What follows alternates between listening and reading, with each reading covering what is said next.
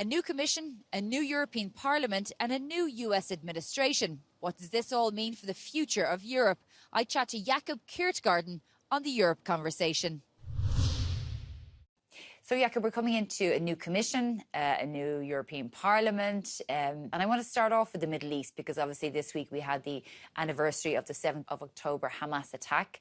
With that, we've seen horrendous conditions in Gaza as a result of the Israeli response and also a widened regional spread of war. What implications does this have for Europe? Well, I think the short answer is that in economic terms, unfortunately, the implications for Europe really resides on the risk of escalation, aka that Israel may or may not choose to strike the Iranian oil sector. Iran may then retaliate and oil may rise significantly in price. That's really the economic risk.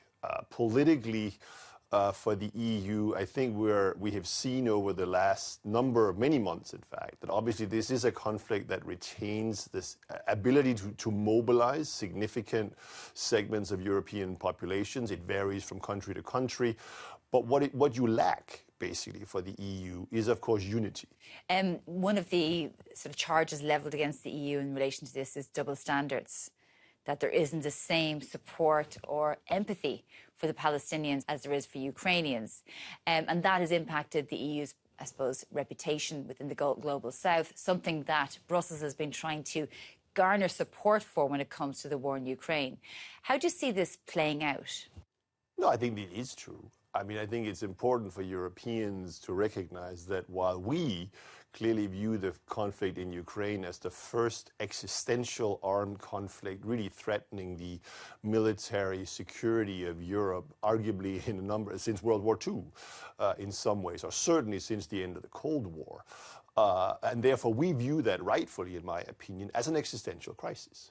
But in the eyes of the global South, who do not, fear imminent invasion by Russia, well, it's just, quote unquote, another regional conflict. So that we in Europe, but also in the broader G7, are sort of trying to actively solicit their support for Ukraine for what in their eyes is a regional conflict, while we, again, in their eyes, are ignoring not just the Israel-Palestine conflict, but many other regional conflicts, armed conflicts across the global South. Yes, in their eyes, that's clearly hypocrisy. And I think, again, if you look from where they come, they have a point. So we see it as an existential crisis, yet at the same time, we hear from the Ukrainians, from President Zelensky, we don't have enough weapons. Our soldiers are on the front line and they're suffering for the want of weapons. Well, I think there's no doubt that Ukraine continues to fight a very determined and very much larger neighbor in Russia. So they are inherently the underdog, if you can put it that way. They have received very significant amounts of financial and military support from the West. But the war is entering now, is well into its third year, and there are concerns, not just with the upcoming US presidential election, but also domestic politics in many European countries. Is this sustainable? I think the good news, in my opinion, is that I believe in Europe, with the clear exception of Hungary, possibly Slovakia, but let's put it this way, all the countries in Europe with real money and military capabilities are strongly behind Ukraine.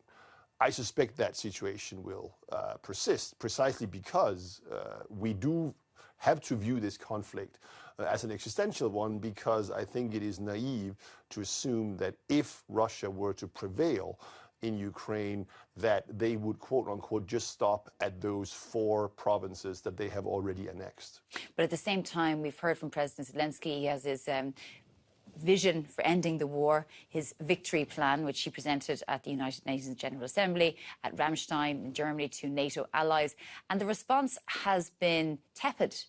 There's no complete embrace of this response from the United States, which hasn't said it can give support for example, the use of long-range weapons into Russian territory. We've heard Chancellor Scholz saying Germany would never agree to that. And what we do know of the plan is that it's very offensive. So it doesn't appear that the allies are, foursquare behind Zelensky on this. I think you need to have Russia put under military pressure. And I think that is really what this plan strives to do. That will require, clearly in the eyes of President Zelensky and the Ukrainian government, the ability to strike strategic targets with Western weapons deep in Russian territory.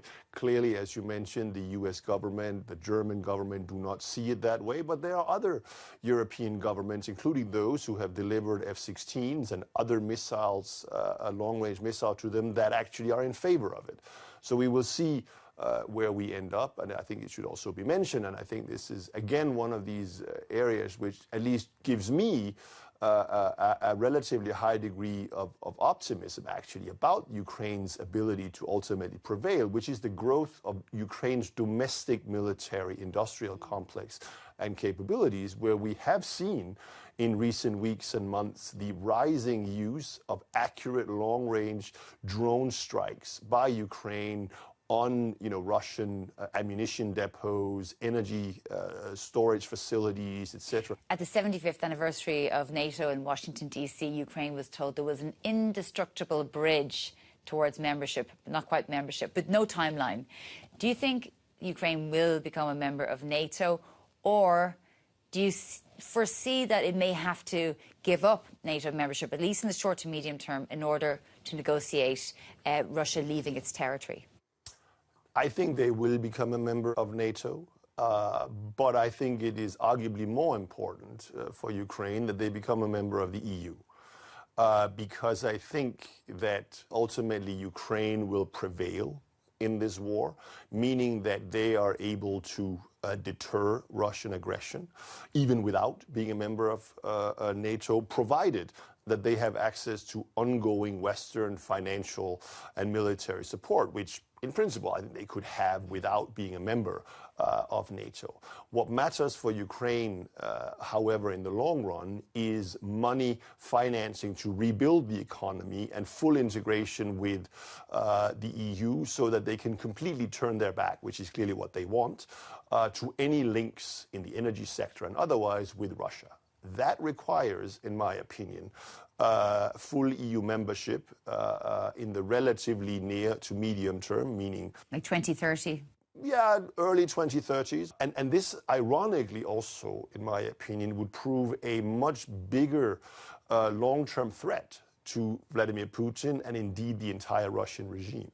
Because what this would provide Ukraine was an opportunity to become, I would argue, a fast-growing market economy-based democracy, fully anchored in the EU, clearly showing the Russian population that, there is an alternative to the autocracy perpetrated on them by Vladimir Putin and his likely successors. Do you not think countries like Hungary will go out of their way to block Ukraine's accession every step of the way, which we've seen so far? Viktor Orban will try to curry favor with his true political masters, which are, in my opinion, in Moscow and increasingly also in Beijing. He may try that, but ultimately, we are now seeing the growth of, domestic opposition parties in Hungary.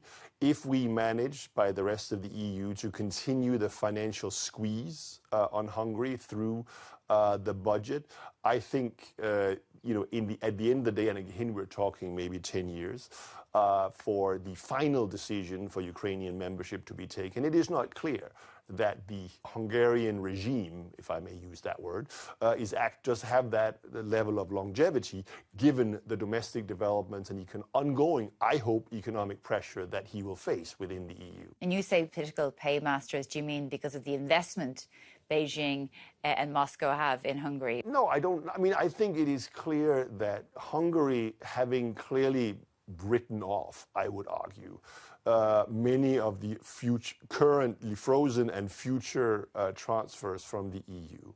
What have they done instead? Clearly, they continue to elicit Russian energy imports, including building a new nuclear power plant.